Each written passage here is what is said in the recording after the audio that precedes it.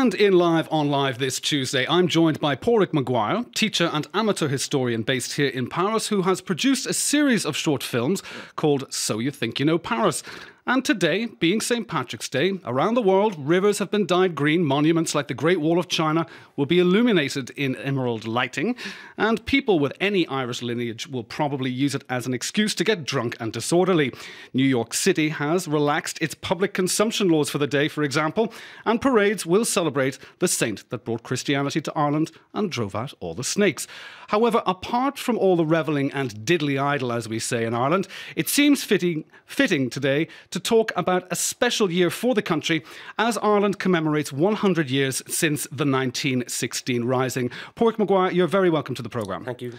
Now, let's just have a recap. The Easter Rising of 1916, when the British Empire was heavily engaged in the First World War, was mounted by Irish Republicans to end British rule in Ireland and establish an independent Irish Republic. Now, this was organised by the Irish Republican Brotherhood. The Rising began on Easter Monday, the 24th of April, 1916, and lasted for 6 days. Now, can you explain why this glorious failure remains so important to the Irish people? Well, glorious failure is indeed a good way to put it, because it was a gesture made by desperate people at the time who were, I suppose, their mindset was a result of many centuries of domination and abuse by the glorious British Empire. And having tried and failed several times in the previous centuries, they made one last dash for glory to try and express themselves as an independent republic. They probably knew it was doomed to failure because the British Empire was a gigantic beast beside this band of romantic, maybe idealists. So glorious failure indeed is what it was. And it's important, I suppose, to us as a symbol of the beginning, really, of the independence of Ireland. It didn't succeed, but it sowed the seeds for independence, which came less than 10 years later. Mm-hmm. Now, the other thing as well is one must remember that the Irish at the time, this was in 1916, this was right in the middle of the First World War, where a lot of Irish people were fighting in the trenches alongside their English, their Scottish, their Welsh, and of course any of the Empire troops that were there. And this was also seen as a stab in the back. However, 3 years later, in 1919, when there was elections coming on, the Irish people who had been against the Rising, it didn't take fire anywhere really outside of Dublin, but they changed their mind. Can you remember and can you explain why that happened? I think, indeed, people at the time were not in favour of this revolution in Dublin. It practically destroyed the city centre, and people were very, very annoyed, to say the least, at this. But I think the mistake that the British made was the lack of mercy that they showed. They executed several of the leaders of the Rising, and that's really what turned public opinion in favour of the rebels. So that was the feeling that changed. It was the moment when people began to say that, well, maybe this empire is not what we need, what we want. So the mood changed, and as you say, a few years later, the War of Independence began, and that was when the majority of people did indeed turn towards armed revolution against the oppressor. And of course, one of the striking images that stays in the mind, even to this day on murals, is one of the participants in the Rising, James Connolly, who was the leader of the Irish Citizen Army. He himself was injured in the General Post Office, and he was so injured that he had to be strapped to his chair before facing a firing squad. That did not go down well. That's really the image of merciless tyrant oppressor. Now, let's have a look at the commemorations. Do you think that the commemoration of the event is now a pluralist affair 100 years on? Or do you think it could open old wounds, specifically in view of the recent history of the Troubles in Northern Ireland? I think the danger is that it's treated as a partisan event. We've moved on from the days of revolution against the Empire. We're now best friends with the British, and so we should be. Our closest neighbours, we have more in common with them than with anybody else in the world. So hopefully there will be some people, of course, who treat this as another expression of the ultranationalism. Indeed, ultranationalism, and I think it shouldn't be. It's a historic event. It happened 100 years ago. Times have changed, but we need to remember. I mean, history is a good thing. History is good to know where we came from. But I feel it should be treated purely as a historic event and not as an expression of the cause that some people believe still exists, which Indeed, such as these continuity or IRA splinter groups that are still continuing on. It's not the IRA. Yes, exactly. I can't believe it's not the IRA. Indeed. But however, let's do. You're saying about history having to be, we have to revisit history. But I mean, only 2 days ago, schools around Ireland celebrated the reading of the 1916 proclamation and had flags raised, the Irish tricolour flags raised above their schools in a look forward to the next 100 years. And this is kind of reminiscent of that thing that we all like to joke about. Didn't we have a lovely day the day we died for Ireland? Is this not all a little bit out of step with modern Ireland? I think it depends on how it's handled. As I say, historical commemoration is valid, but once it's kept in moderation, it's a look back. It's not the current situation. It's not a suggestion for the future. It's purely memory. Purely memory, indeed. Now, let's just have a look at modern Ireland as it stands. I mean, we look at the peace process in Northern Ireland. I mean, what happened in the north was really as a direct result of the splitting of the country back in 1922. The repercussions are still there today, and the civil war politics that remain in the south of Ireland are still very prevalent today between the main parties, Fianna Fáil and Fine Gael. But in the north, since the peace process has been holding since 1998. But we have to look at what's actually happening on the cards now with the possible Brexit, okay, from the European Union.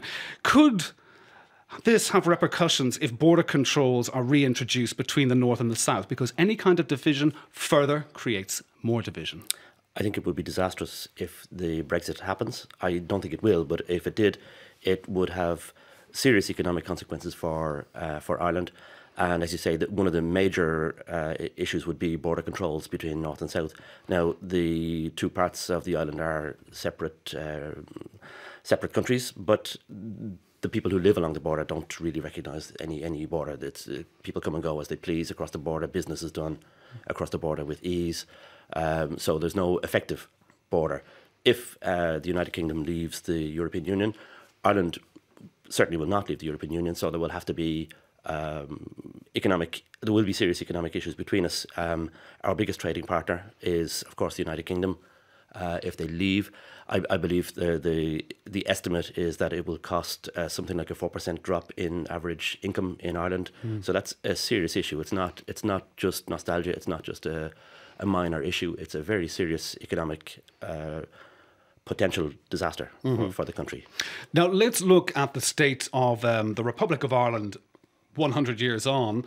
The country is a very different place now. I mean, last year Ireland voted in gay marriage in 2015. The Catholic Church has lost its stranglehold on the population in the wake of innumerable clerical child abuse scandals and cases. Now, what do you think that the doctrinaire rebellion leaders of 1916 would make of Ireland today? I think they would probably be horrified at the modern secular republic that Ireland has become. At the time, these idealists, they had this romantic idea of Gaelic Ireland, Gaelic Catholic Ireland. But why was Ireland so Catholic? I think Catholicism at the time was used simply as a way of being different from our oppressor, who was Protestant. And so our ancestors kept hold on the Catholic faith almost as an act of, in fact, in my opinion, purely as an act of defiance against the crown.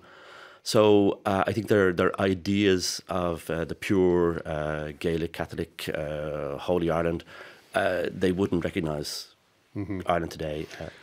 And the irony is the way that you said that Catholicism was really worn on their sleeve as an act of defiance, and the irony being that the previous rebellion in 1798, led by Theobald Wolftime, was led by Protestants. So that was very easily forgotten over the 100-year period or so, but between the two rebellions. But let's have a look at Ireland under the doctrinaire Eamon de Valera. He held the country's development back. Like, this was the man who was the head of all of these, like of the 1916 Rising, always a prominent figure in the Civil War, the War of Independence, and then of course he became Taoiseach, and then of course went on to become president. But during the 1930s and 40s, he led a disastrous economic war with Britain, and of course he refused to get engaged on the British side of things during the Second World War, with what we know as the emergency, which has never been lifted. But Ireland only really seemed to emerge out of this economic quagmire and doctrinaire Catholic country that was established in the 1960s with under the Taoiseach then, that's the Prime Minister Sean Lemass, and it was only really in the 90s that we fully started developing out of it. Now, would you think that Ireland would have developed more quickly had it remained within the British Empire? It's a very interesting hypothesis, and there's a lot to be said for it. I think I'm not an expert in economic history, but the economic war led by Eamon de Valera against Britain was insane, and it was totally disastrous. I mean, Ireland remained a backward, rural, economically depressed country for decades. A lot of it was to do with this policy of anything British, burn everything British except their coal. Led by Eamon de Valera, and he was one of the idealists from 1916. He was one of the few big leaders who wasn't executed, but he had the same mindset as some of the romantic fools at the time, who had this wonderful idea, but their expression of the wonderful idea was maybe not done in a reasonable way. So, would Ireland have been better under the United Kingdom? I think probably yes.